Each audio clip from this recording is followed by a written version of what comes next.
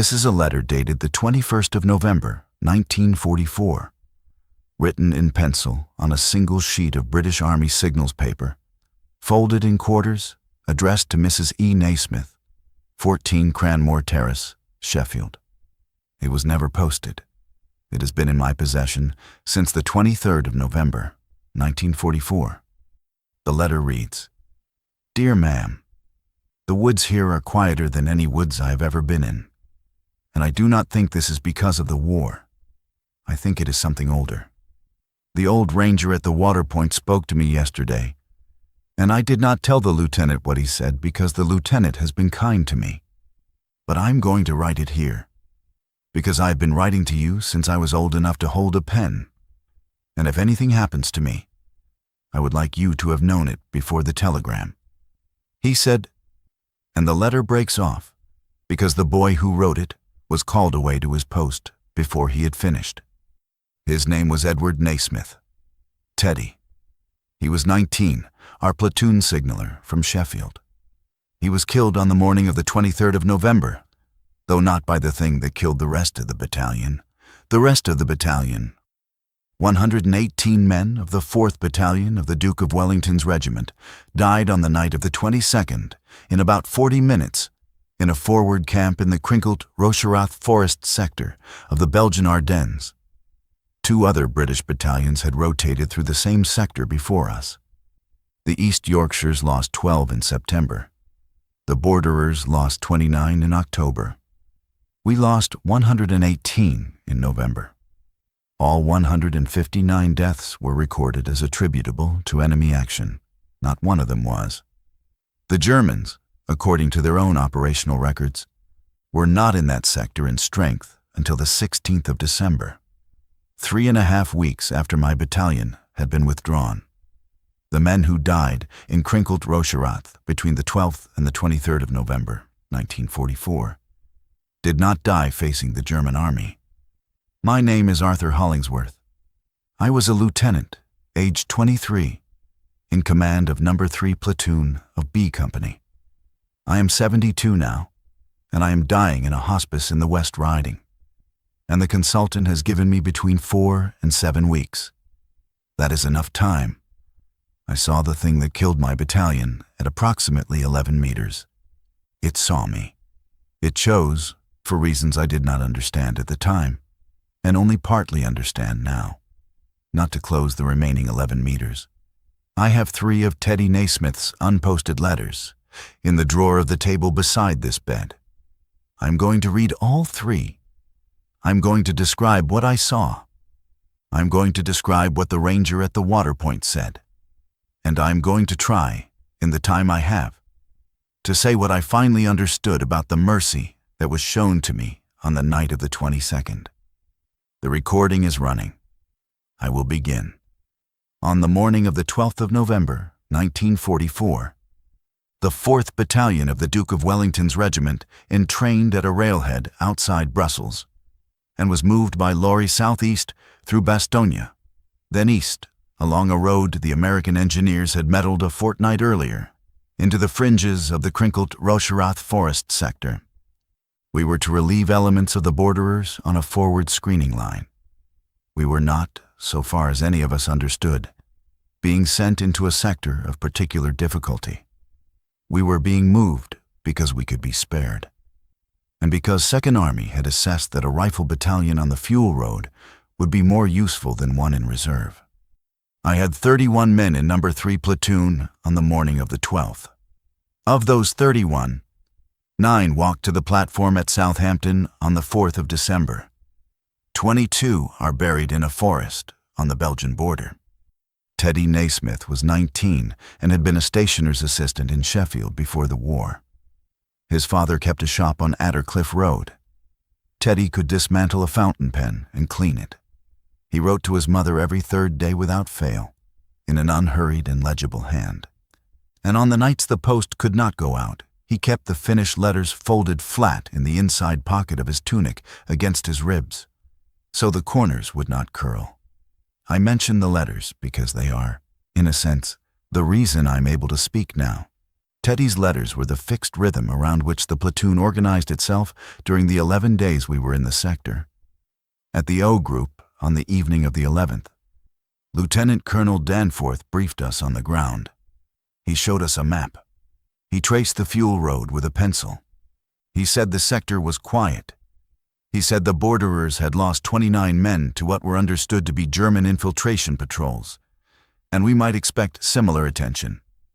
He did not know, because no one had assembled the figures, that the East Yorkshires had lost 12 in the same sector before the borderers. The pattern existed on the ground. It did not exist in a document. We drove in at midday. The road turned from metalled to log corduroy at a bend near a burnt farmhouse, and from log corduroy to compressed mud a mile beyond that. By the time the lorries stopped at the forming up point west of the tree line, the sky had gone the color of wet slate.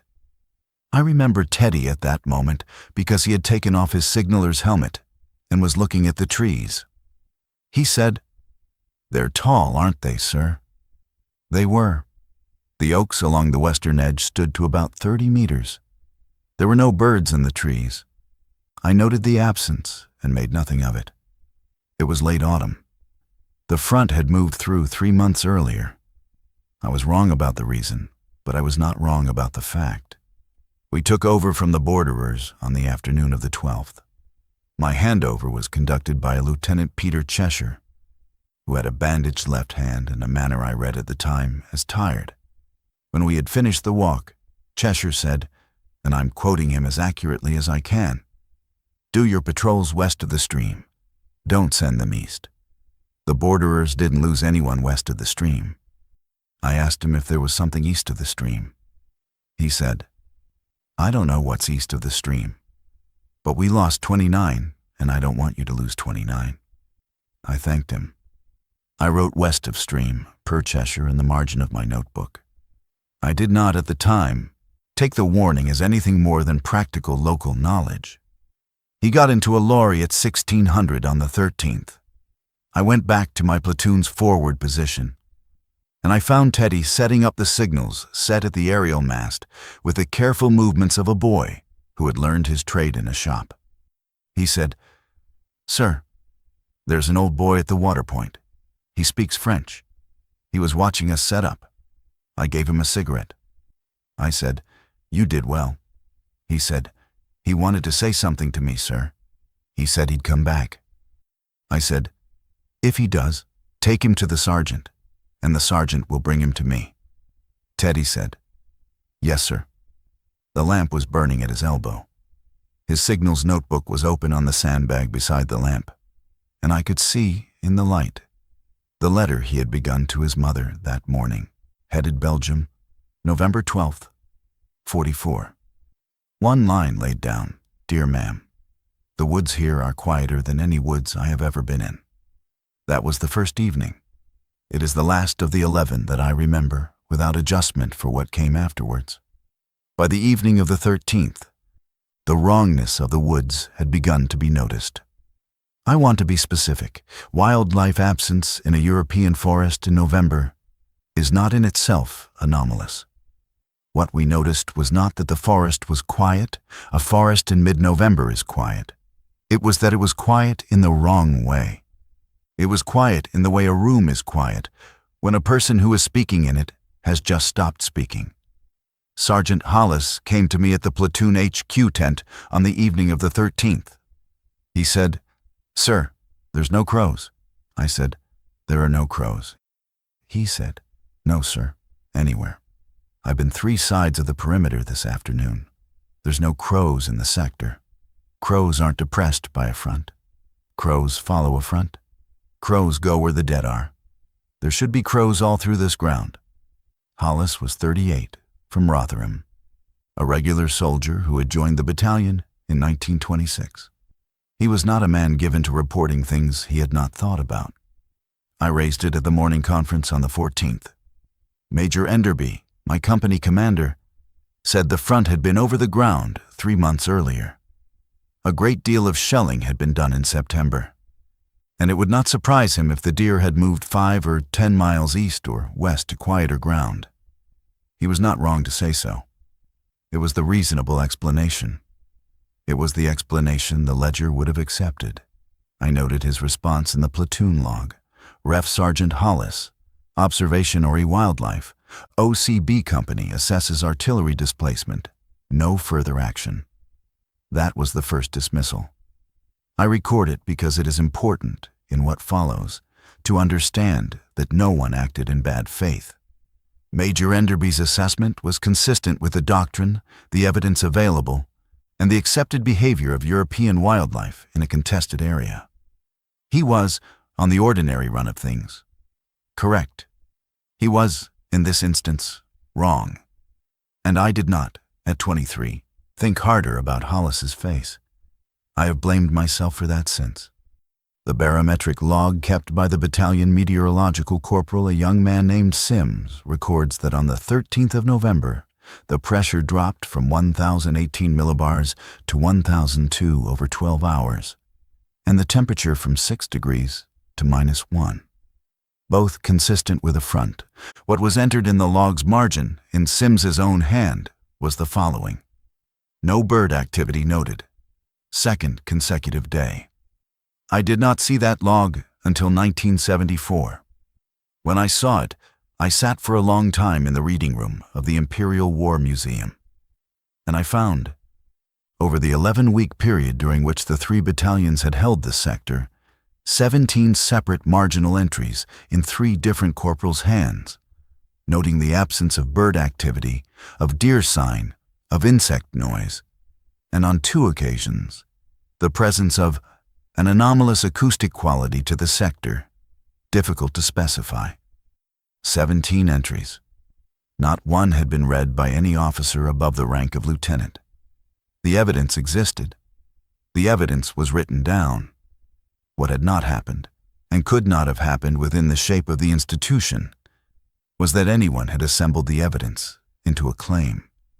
That evening, the 13th, I went to the aerial mast. Teddy looked up from his set. He said, "Sir, he came back." I said, "Who did?" He said, "The old boy, the ranger." He waited for me to finish a message, and then he spoke to me. "I don't know if I understood him properly, sir. He speaks Walloon, I think, not French." I said, "What do you think he said?"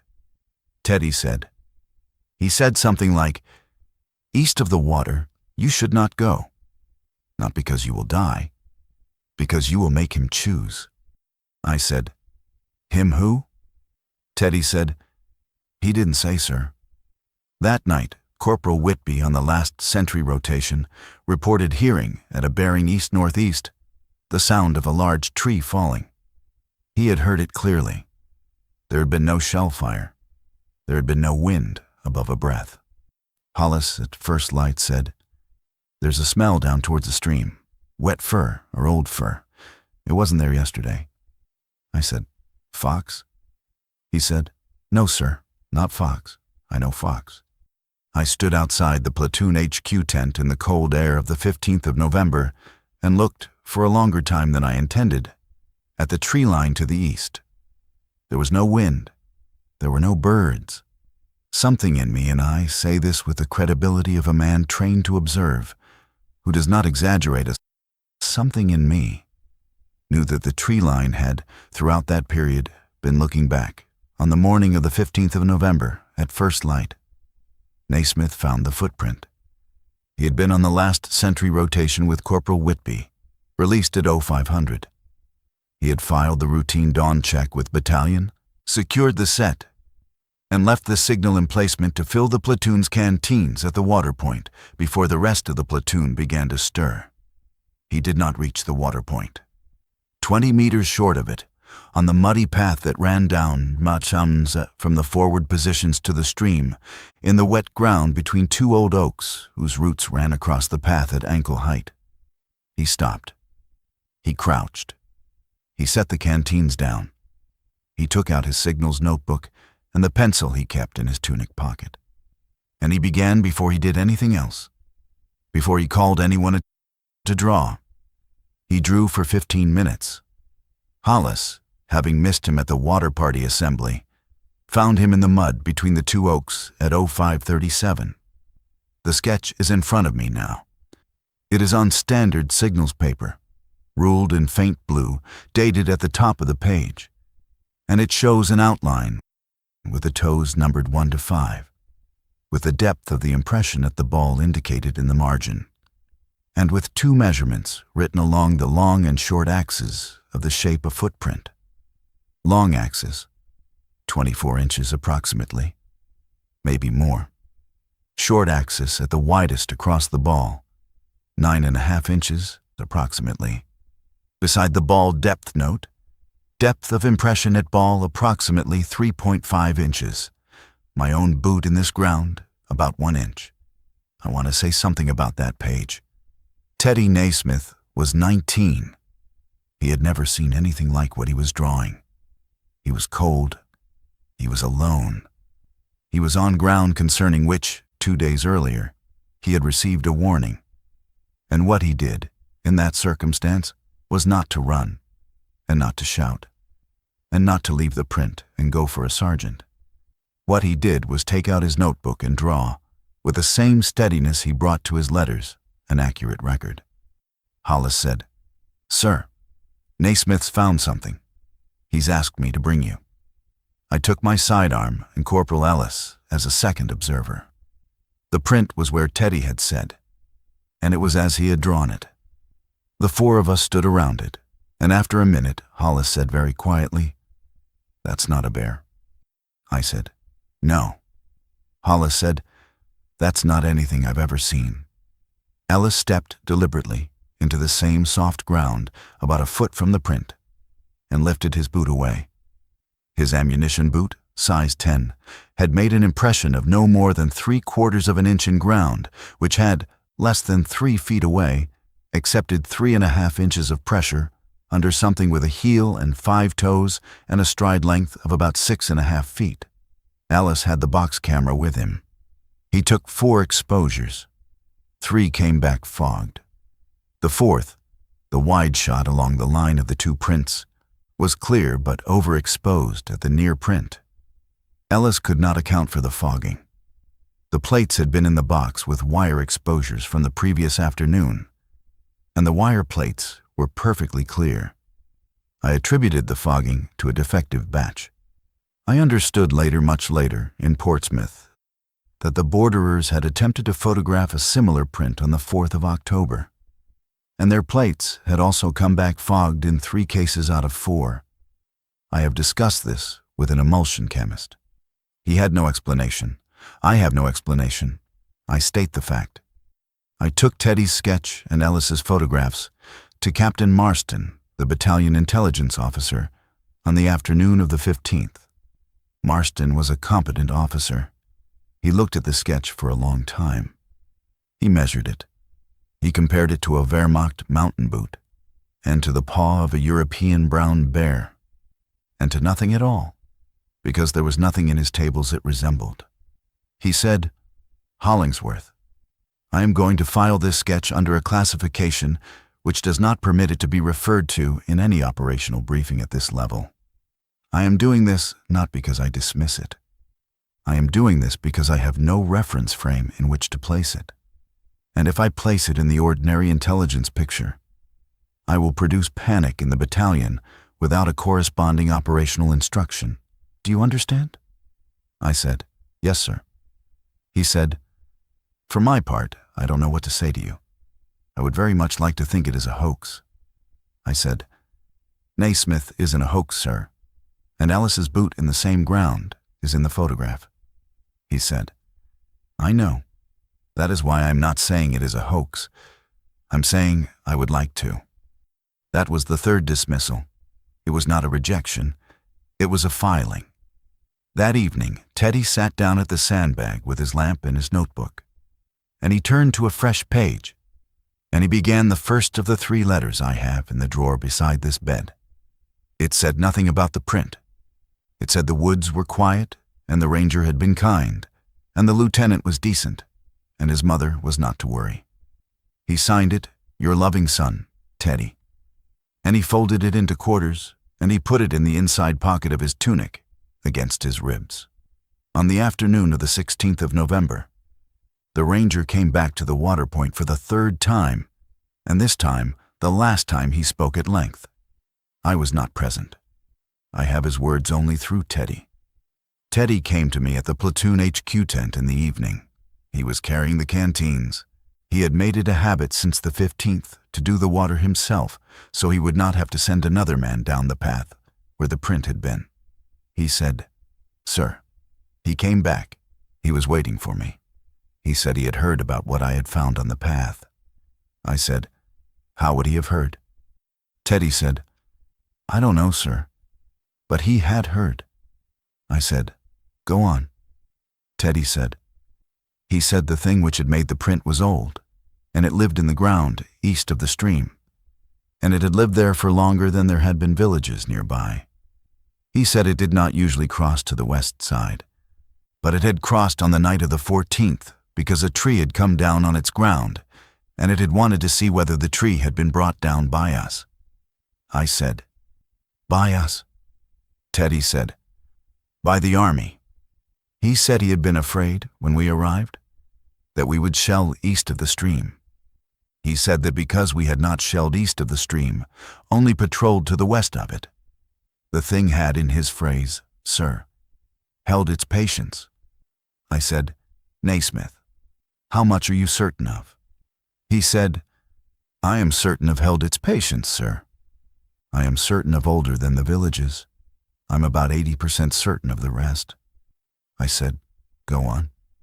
He said if we did not go east of the stream, and we did not fell timber east of the stream, and we did not fire east of the stream, it would continue to hold its patience."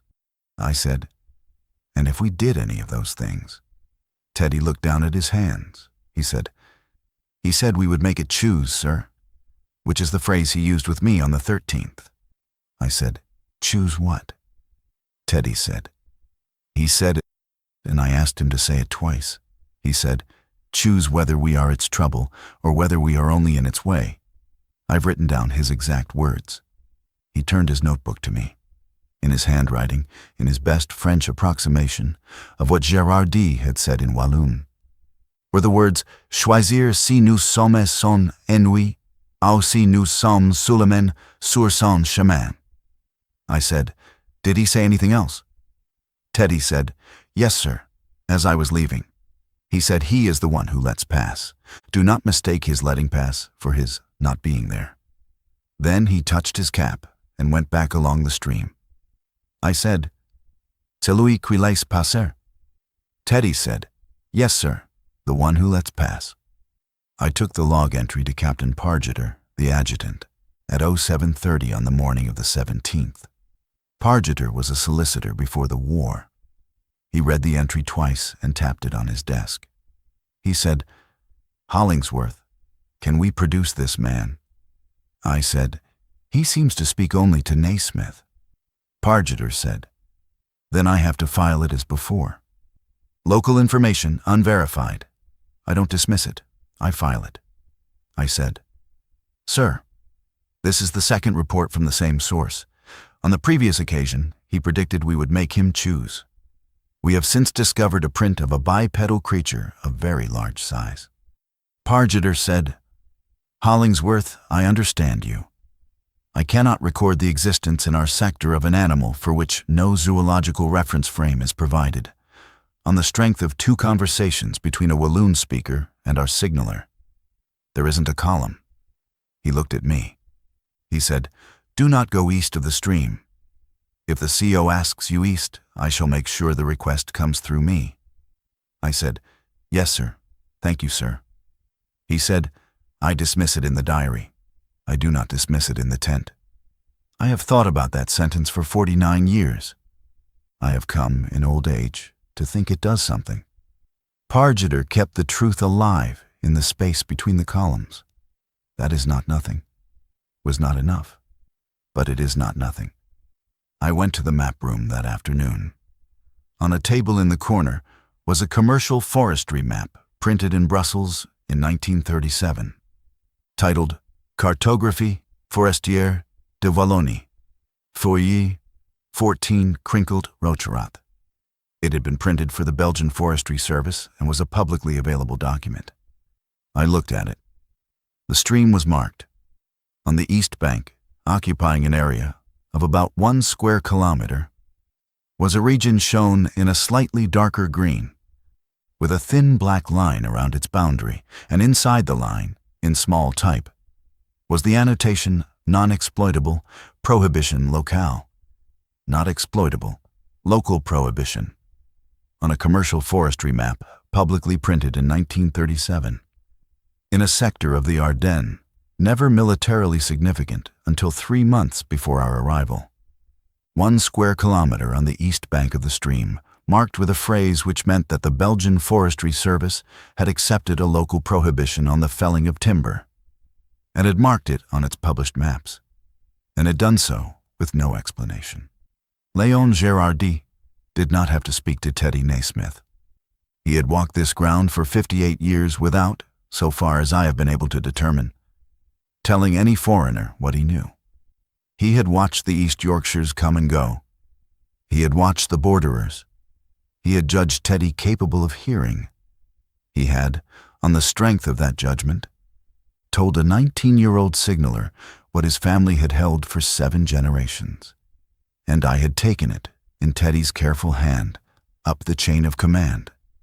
And the chain of command had filed it under the only column the diary had. The failure was not in Gérardi.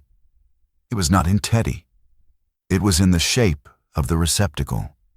On the night of the 18th of November, at approximately 02:40, Lance Corporal Naismith, on radio watch at the aerial mast, heard something breathing at close range on the outside of the sandbag emplacement. He came off watch at 0400. He did not wake me.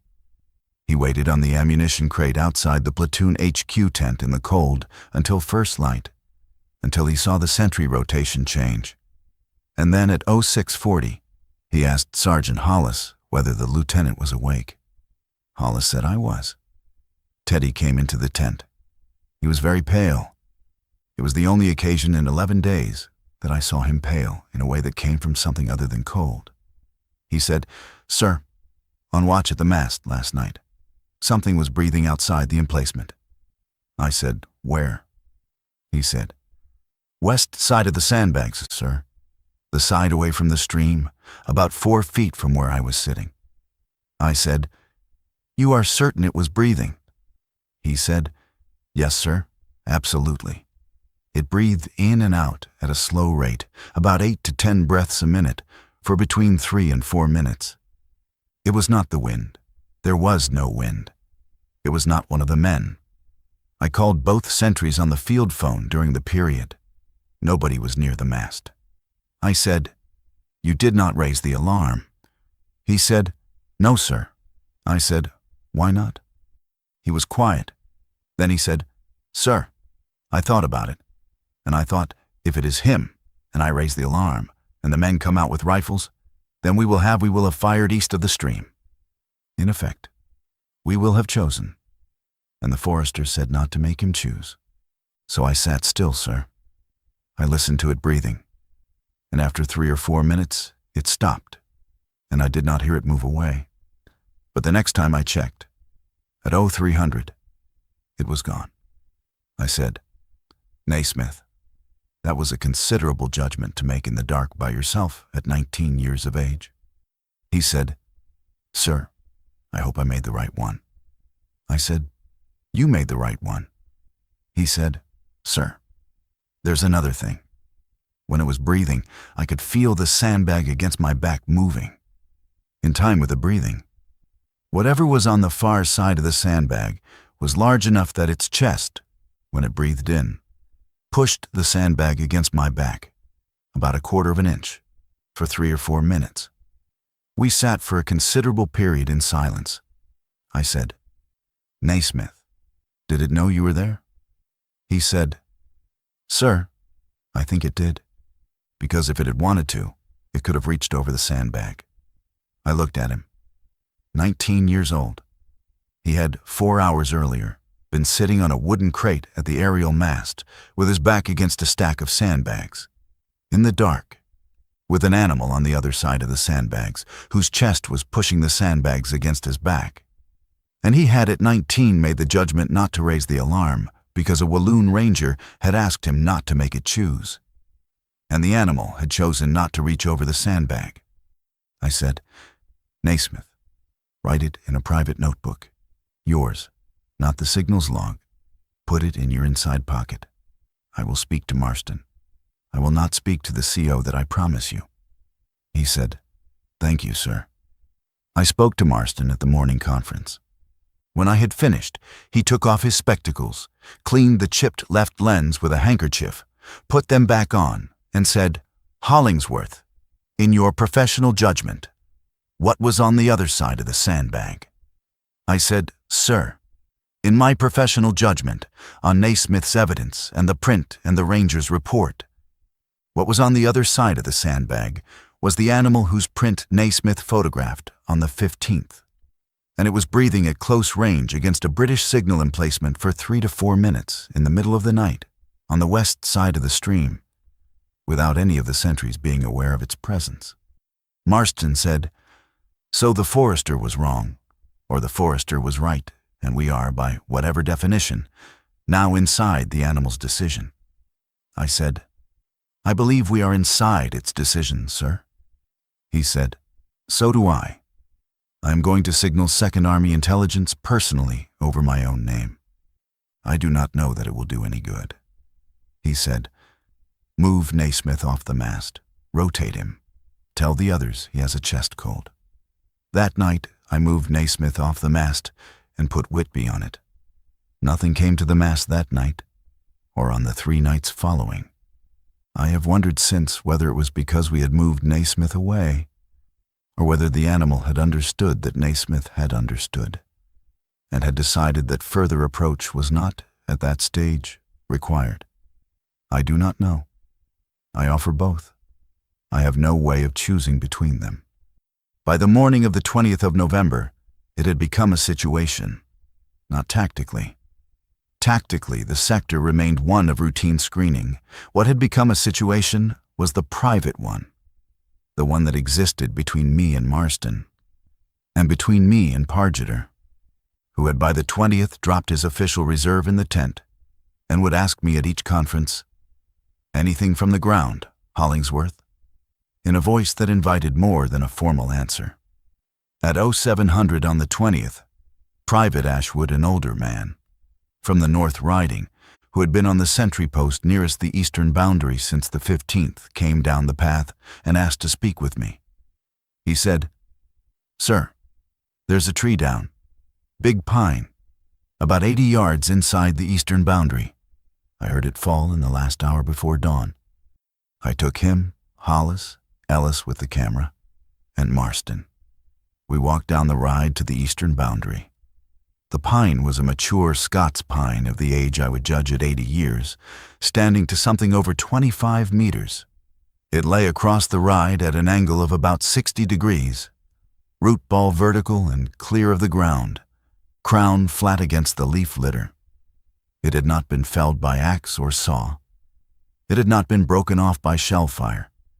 There was no burst pattern, no scorch, no shrapnel, no crater, no shear face. The root ball was 3.5 meters across, torn cleanly out and rotated through about 70 degrees, still shedding soil as we watched. The pit where the root ball had been was 1.5 meters deep. The tree had not fallen. The tree had been pulled up. Marston stood at the edge of the pit for a long time.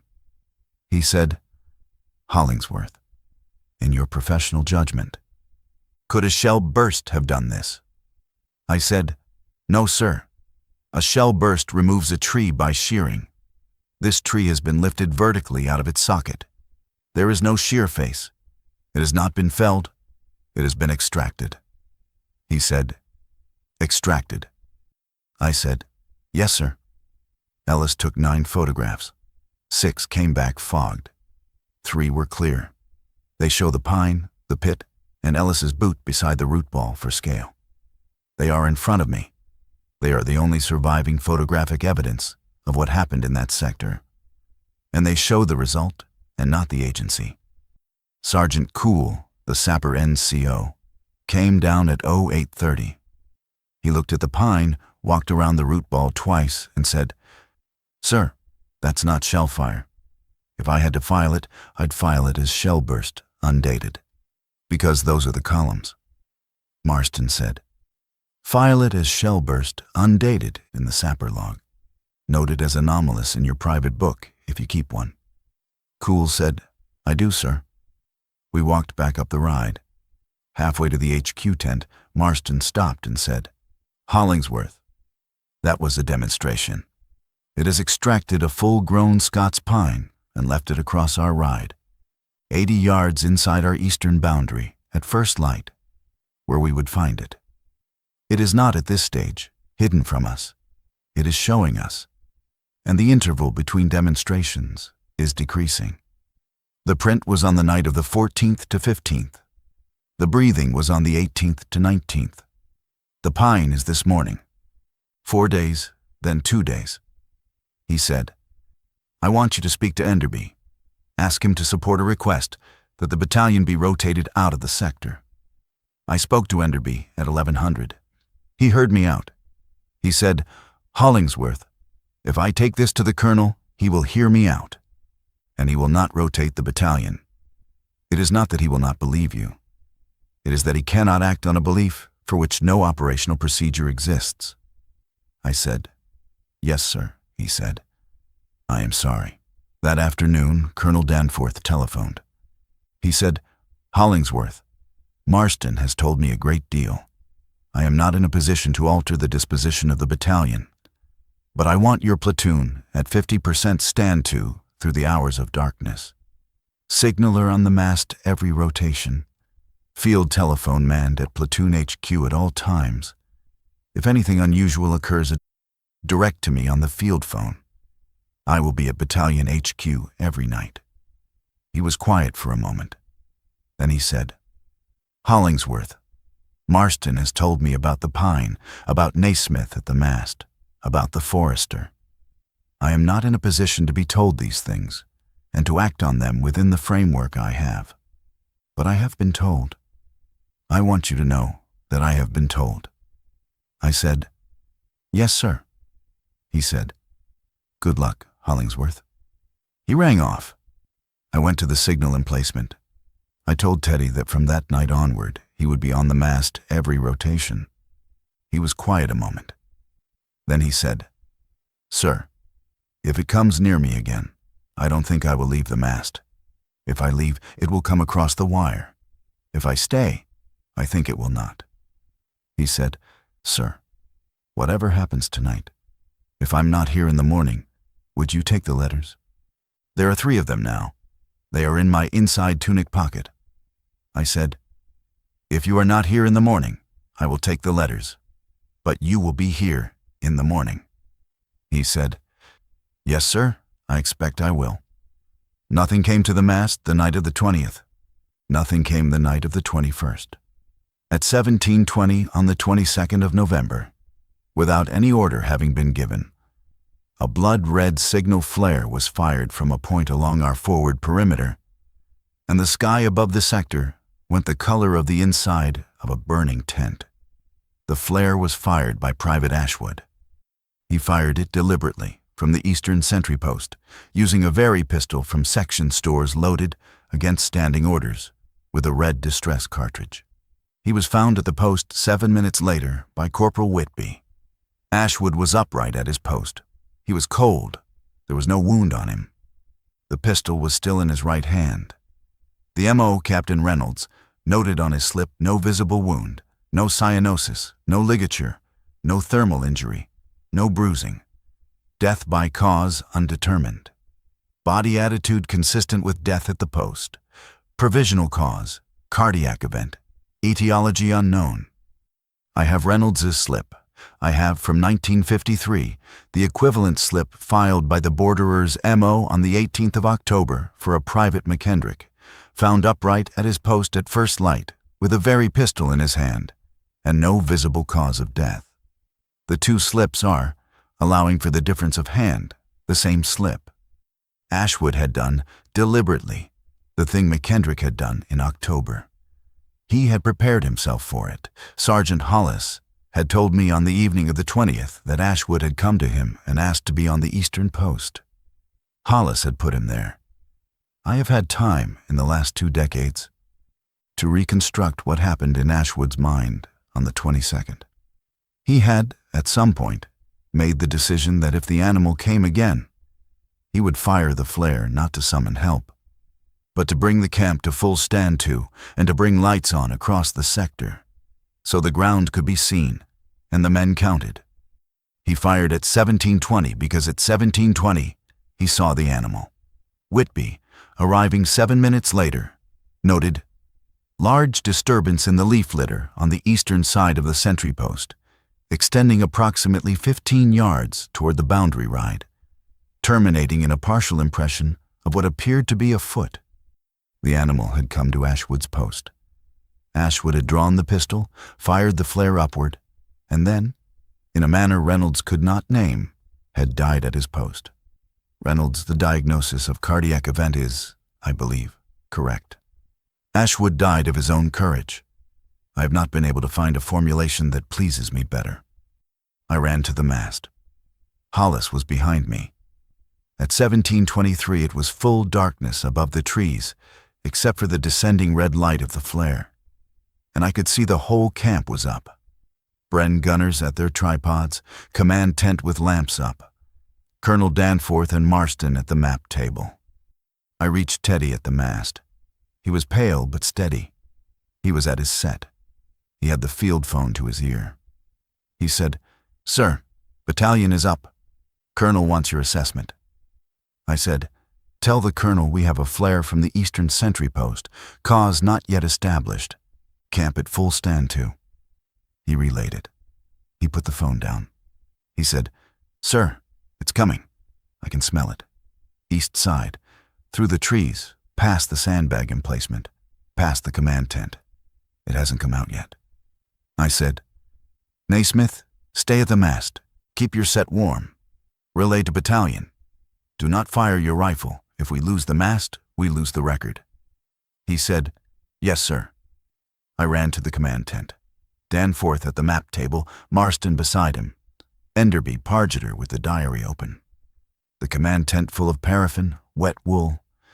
And I say this on my own witness, the smell of wet fur coming faintly through the eastern canvas.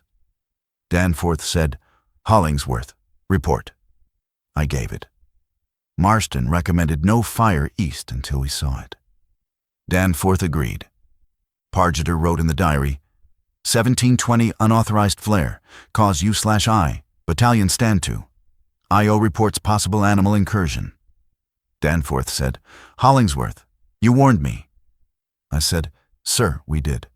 He said, Go to your platoon."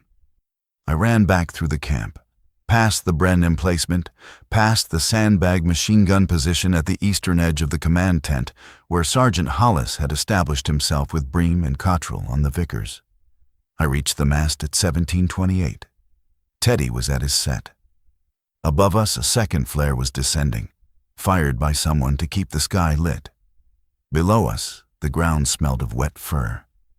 At 17:29, the animal came out of the tree line on the eastern side of the camp, and I saw it. I want, before I describe what I saw, to state the discipline I'm going to observe. I'm going to describe what I saw at the range at which I saw it, and in the light in which I saw it. I'm going to describe it in the vocabulary of a lieutenant who was, at that moment, 23 years old, and observing under stress. I'm not going to give it a name. It came out of the tree line at 17:29 in the light of a descending signal flare which was, at the moment of its emergence, at the height of the upper canopy. The light was red and uneven and falling. In that light, I saw, due east of the mast, at a range I estimated then at 40 meters and have since revised to approximately 32, a shape. In the first instant, I registered it as bear. The registration corrected inside a second because the shape kept rising.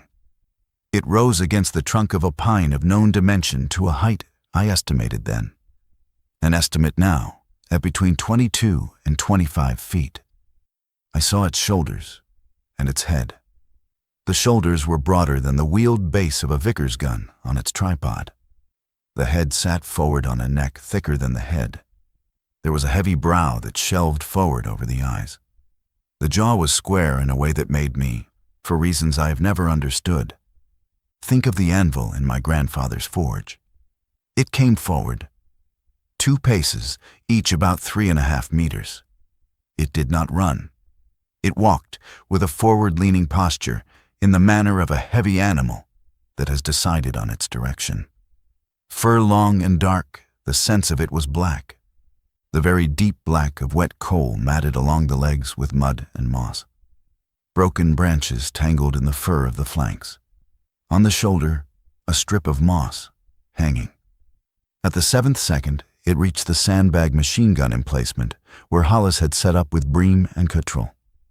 I did not fire because Danforth had said no fire east until we see it, and I did not know whether see it had been satisfied by the sighting from the mast. Hollis, at the Vickers, made the same choice 2 seconds before me. I believe he was right. The animal bent to the height of the sandbags. It put one hand larger than the torso of the man it was about to touch against the top row of sandbags on the eastern face. And it pushed. It did not strike. It pushed. The sandbags gave way. The wooden supports snapped. The emplacement collapsed inward. Hollis pulled Bream clear. He got Cottrell by the collar and pulled him clear. The 3 of them went backward across the 6 feet of open ground behind the emplacement into the space between 2 ammunition crates. The animal did not follow them. I want to say that again. The animal, at the moment when Hollis and Bream and Cottrell were open to it on the ground, 6 feet away, in flare light, in the open, did not follow them. It stepped over the collapsed emplacement, one enormous foot placed in the space between the fallen sandbags without disturbing them further, and moved past toward the command tent.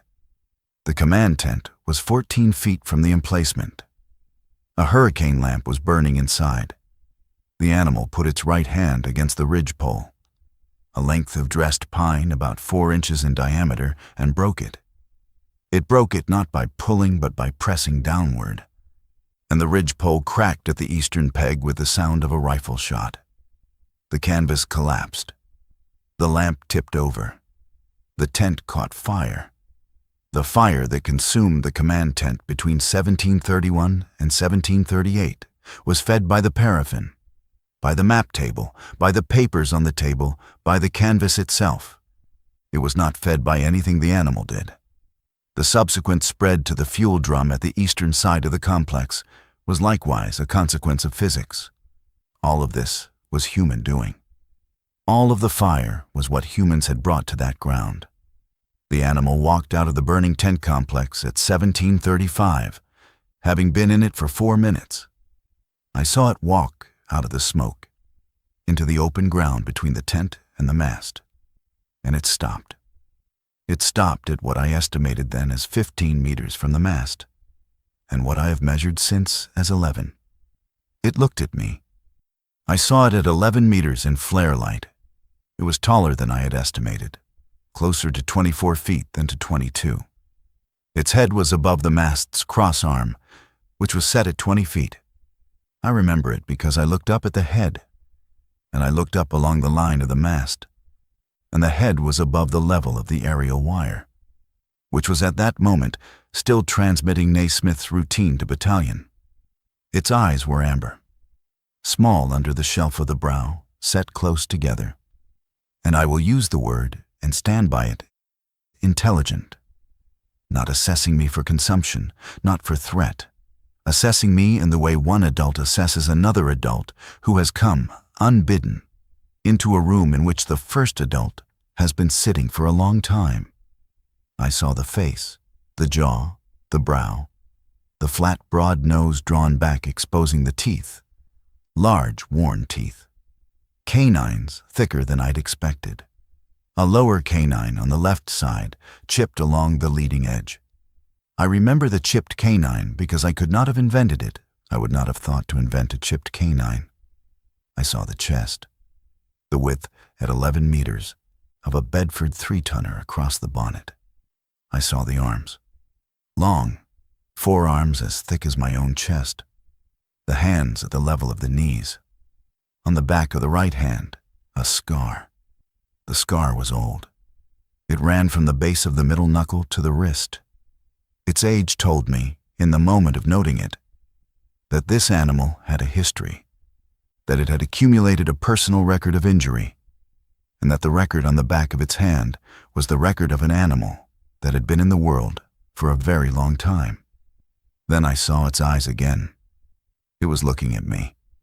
I did nothing. I stood at the base of the mast. Naismith was behind me. I did not raise my sidearm, which was in the flap holster, and which I did not, at any point during the 11 meters, touch. I did not speak. This lasted approximately 11 seconds. 11 meters, 11 seconds. At the end of the 11 seconds, the animal did two things. The first thing was that it raised its right hand. It raised it slowly, not toward me and not away from me. It raised it to a level about halfway between its own shoulder and its own eyes, and it turned the palm outward. So the palm faced me, and the fingers were spread, and the pad of the palm was toward me. The hand that had, 5 minutes earlier, toppled a sandbag emplacement held open in the flare light, palm toward me at 11 meters, for a period which I estimated between 2 and 3 seconds. Then it lowered the hand. The second thing was that it turned. It turned to its left, to my right, toward the north, and it walked. Past the mast at 12 or 13 meters. Past the ammunition crates, behind which Corporal Ellis was on the bren, at 6 meters, and Ellis did not fire. It reached the tree line on the northern edge of the camp, and it stopped one final time at the edge of the trees, and it looked back over its shoulder toward the mast. I would like to say that it looked at me again. It did not. It looked at the mast, at the aerial wire, at the whole of the structure, the way I have seen a man look at a thing he is deciding whether to remember. Then it walked into the trees. The whole encounter, from 1729 to 1739, lasted 10 minutes. In those 10 minutes, the animal had toppled one sandbag emplacement, broken the ridge pole of one command tent, walked past approximately 40 men at ranges between 6 and 30 meters, and touched none of them. The 118 men of the 4th Battalion who died in the sector on the evening of the 22nd of November did not die from the animal's touch. They died from the fire that spread from the command tent through the tent complex to the fuel drum and to the ammunition crates. They died from the collapse of the timber observation platform as it burned through. They died from choking smoke. They died, in 3 cases I know of, from British rifles discharged in the confusion, one of them fired by a very young private at a movement he took to be in the tree line, and which was, in fact, Corporal Pettit, shot at 40 yards and dead before Reynolds could reach him. Teddy Naismith was not, so far as any of this yet suggests, one of the men who died in the camp on the evening of the 22nd. He survived the evening. He died at 03:47 on the morning of the 23rd from a wound in the abdomen inflicted by a British Lee Enfield discharged accidentally by Private Vine, who had been trying to unload his rifle to clean it, whose hands were shaking with cold and shock, and whose muzzle was pointed, at the moment of the discharge, at the mast. The bullet passed through the canvas of the signal emplacement and struck Teddy in the lower abdomen. He was sitting at his set. He was writing. I was at his side within 2 minutes. Reynolds within 4. There was no possibility of moving him. Teddy said twice that he was cold. He said once, "Sir, it's all right." He said, "Sir, the letters." I said, "I have them, Naismith. I have all 3. And I did. I had walked to the mast at 0100 when the count had begun, and I had, without asking, put my hand into the inside pocket of his tunic and taken the 3 folded letters and put them into my own pocket. because I had promised him I would. Teddy said, "Sir, would you finish the third one? It's not finished. I would like it to be finished. Just the ending." I said, "I will finish it." He said, "Sir, the ranger, would you tell him that we didn't cross the stream, that we didn't make it choose?" I said, "I will tell him." He said one more thing. He said, "Sir, it looked at you from the set, I saw." I said, "Yes, Naismith, it looked at me." He said, "Sir, why?" I said, "Naismith, I don't know." He said, "Sir, it's all right, I just wondered." Those were the last words Edward Naismith spoke. He died at 03:47. I closed his eyes. The third letter's last page was on the sandbag. Headed Belgium, November 22nd, 44. 3 unfinished lines. "Dear ma'am, I do not have long to write tonight because we are at stand to. I want to tell you that the lieutenant has been kind to me, and that the ranger at the water point has been kind to me, and that I feel, tonight, I finished it in my own hand at 06:30, that whatever comes, I have been fortunate in the men I have served with, and in the man who kept the water point, and in you, and in Winifred, and I have thought about you all this evening. Your loving son, Teddy. I signed it in his name. I folded it into quarters. I put it in my inside pocket with the other 2. I have carried them for 49 years. I did not, in December of 1944, understand the open palm. That understanding was for later. I met Major, retired Whitfield, in a public house on Queen Street in Portsmouth on the evening of the 14th of March, 1953. He had commanded a company of the borderers in the sector in October. A mutual acquaintance from the old Comrades Association had suggested we might have a good deal to say to each other.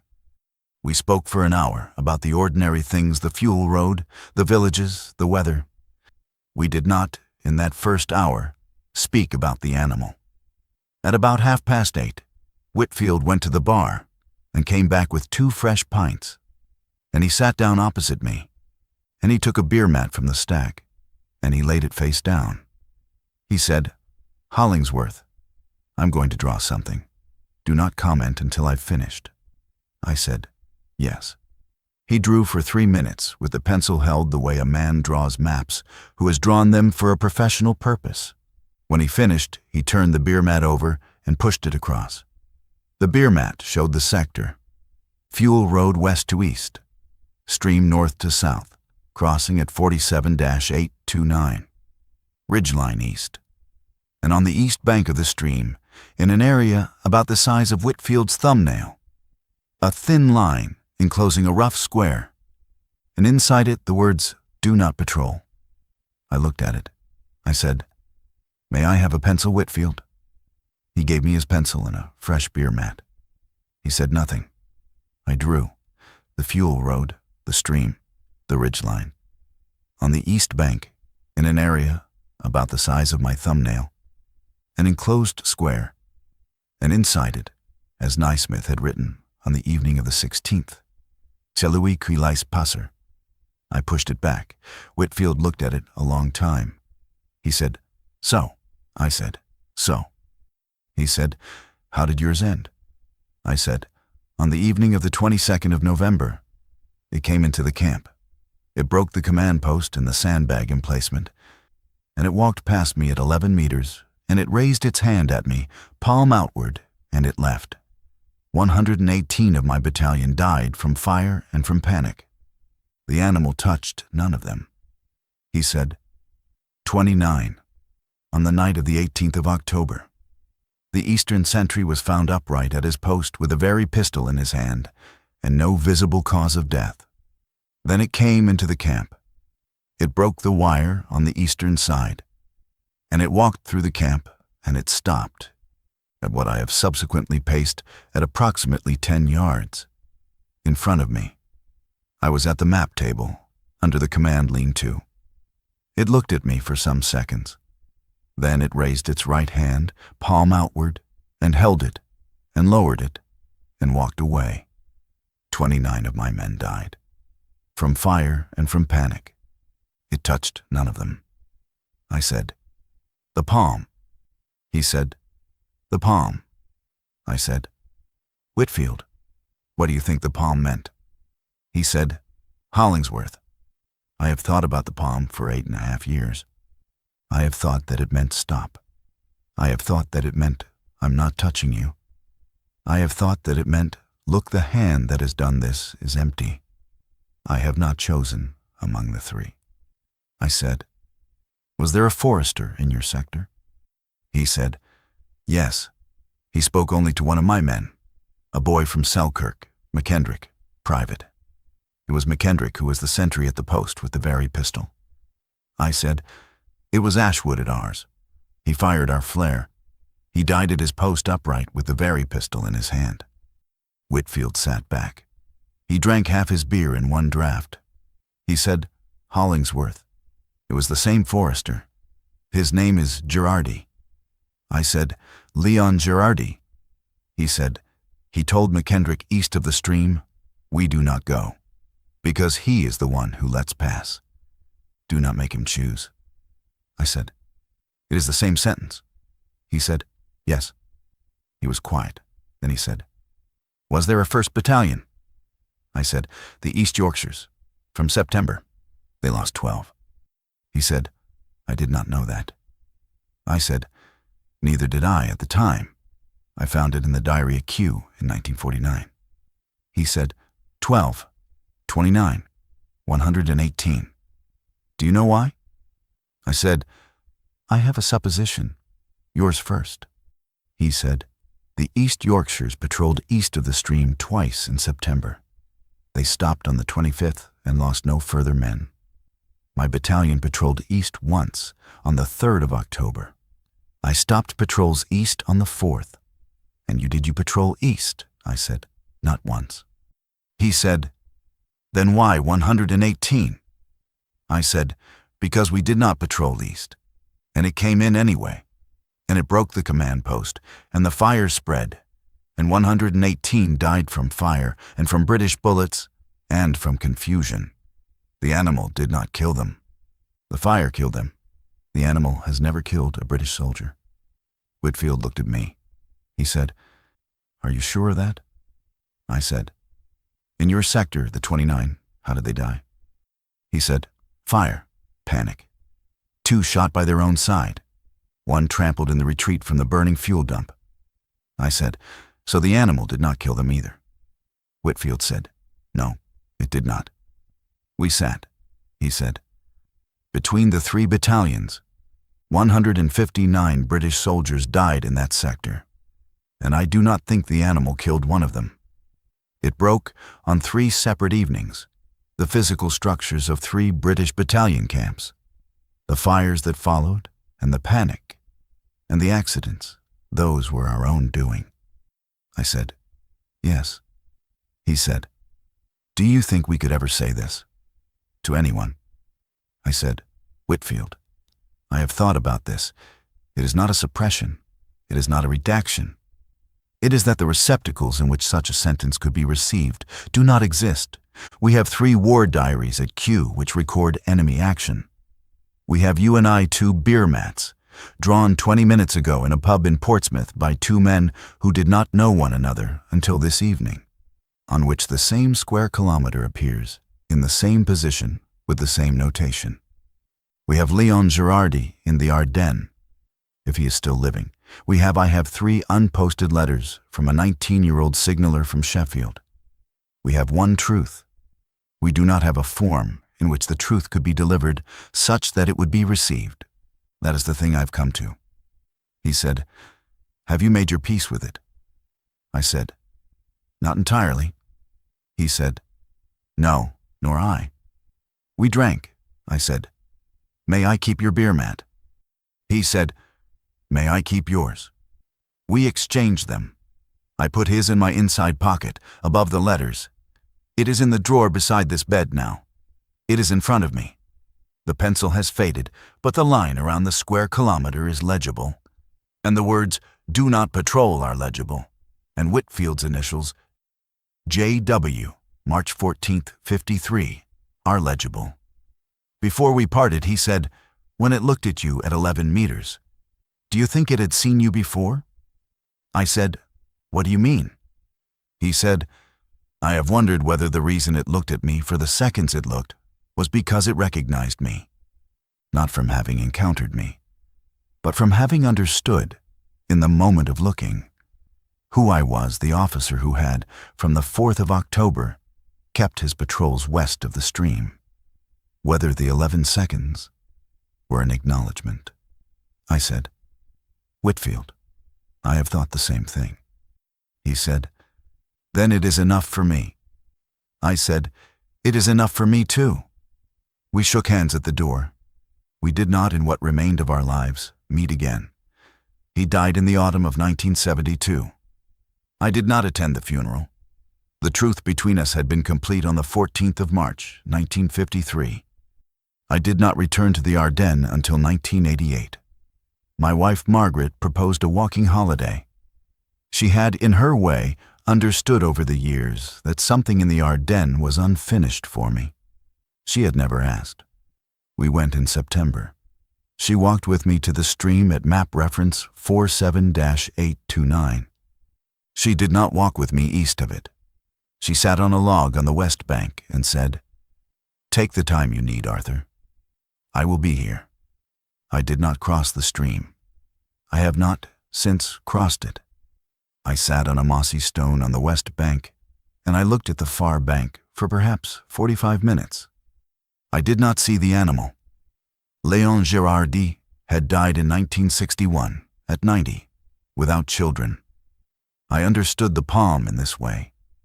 The animal had raised its hand at 11 meters, palm outward, for 2 to 3 seconds, and had lowered it. It had done this after breaking the sandbag emplacement and the ridgepole. What it had shown me was not stop, not farewell, not look, the hand is empty. What it had shown me was that the hand was the same hand.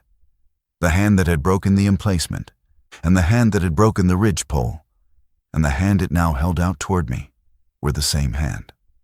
It was showing me the hand.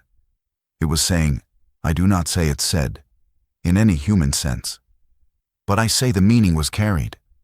This hand did that, this same hand, and this same hand is now doing nothing. Look at the hand. Do you understand? And what I understood, on the west bank of the stream in September of 1988, was that the whole of the encounter had been a communication about the hand. The breach of the emplacement had been a demonstration of capacity.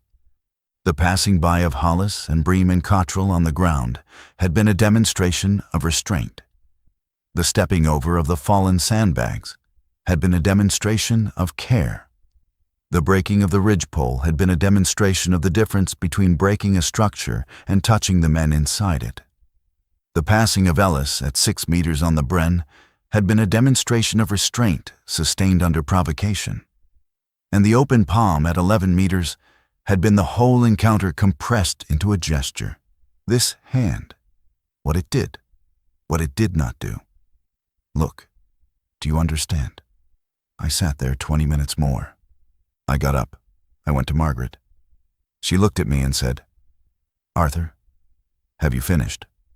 I said, Margaret, I have finished. She said, then let's go and have some supper. We walked back down the road to the village. She held my arm. She did not ask. 3 British battalions rotated through the Krinkelt-Rocherath forest sector on the Belgian side of the Ardennes between the 3rd of September and the 24th of November, 1944. The East Yorkshires left 12 men behind. The Borderers left 29. The 4th Battalion of the Duke of Wellington's regiment left 118. 159 British soldiers in 11 weeks in a sector the German army was not, at the time, seriously contesting. All 159 were recorded, in 3 separate war diaries, as attributable to enemy action. Not one of them was. The animal in the forest did not kill any of them. The animal in the forest broke, on 3 separate evenings, the physical structures of 3 British battalion camps that had, in various ways, come to the edge of its patience. It broke what could be broken with its hands, and it walked past the men on the ground at ranges between 6 and 30 meters, and it touched none of them. What killed 159 British soldiers was the fire that followed the breaking, and the panic that followed the fire, and the accidents that followed the panic. It was our own doing. It has always been our own doing. The animal was showing us its hand.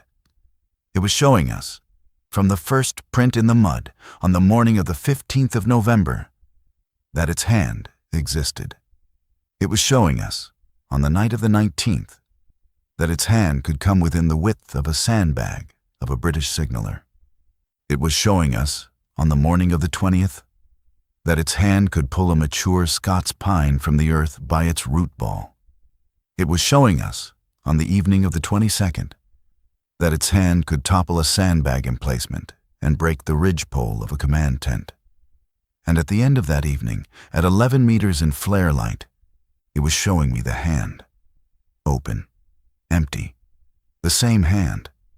It was saying, "This. And this is what I have not done." It was not a warning. Whitfield and I were both wrong to think of it as a warning. Warnings are for institutions, and this animal was not addressing institutions. It was recording, in a gesture, an accurate account of what had happened. The hand that could have done had not done. That was the whole of the account. I saw the hand. Whitfield saw the hand, somewhere in September of 1944. An officer of the East Yorkshires, whose name I do not know, saw the hand. 3 of us, across 3 months, at 3 ranges. That was all the audience the animal required. I have between 3 weeks and a fortnight remaining. I have Teddy's 3 letters in the drawer beside this bed, and I have Whitfield's beer mat, and I have Margaret in the corridor outside the door. I have said what I have to say in the voice of a man trained to observe, in the order in which it happened. The record now reads as follows: 12 men from the East Yorkshires, 29 from the Borderers, 118 from the Duke of Wellington's regiment, 159 British soldiers who did not die facing the German army. They died facing something the war diary had no column for.